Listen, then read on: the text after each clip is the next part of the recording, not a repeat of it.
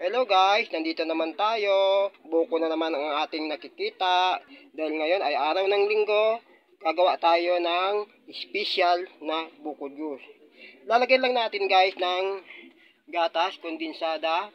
Hindi na tayo naglagay ng iba kasi yung kondensada guys is matabis na. Hindi na natin nalalagyan ng asukal. Ito yung kanyang sabaw at ito ay ating kakayurin guys.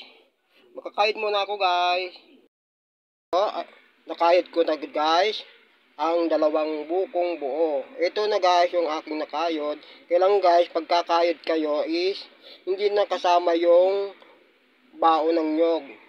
Huwag nyo masyado guys gadgarin kasi mapait-pait yan guys. Kailangan yung puting-puti yung ating pagkakayod. Ilalagay na natin guys sa sabaw. Ganyan lang po. Ayan. Ginano natin kasi sayang yung laman. Isusunod na natin guys yung ating condensed na gatas. Malapot to guys.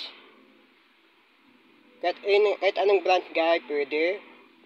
Pero binili kong gatas guys yung kulay violet na branch. Ito guys yung ginagamit na gatas sa Chowking. Yung inahalo nila guys sa halo-halo. Ayan guys, alin na natin. O ganito lang, kasimple ang ating ginawang buko juice. Dalawa lang yan guys. At isang pitsil na rin guys, halos mapuno. Dahil sa sobrang dami ng sabaw. Ayan po. Ayan. Medyo malapot-lapot yung sabaw niya guys. Ang sarap nito. Ayan po ang kanyang meat buko.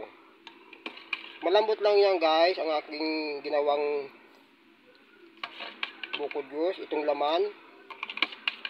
Talagang makakain. Kahit wala kang ngipin. Ayan guys. Sa sobrang lambot ng kanyang meat. Ganyan lang po kasimple. Kung gusto nyo pong gumawa ng buko juice, wag na lang po wag nyo pong lalagyan ng asukal. Yung kondensadang gatas na lang po inyo ilagay. Ayan. Salamat po sa inyong panonood.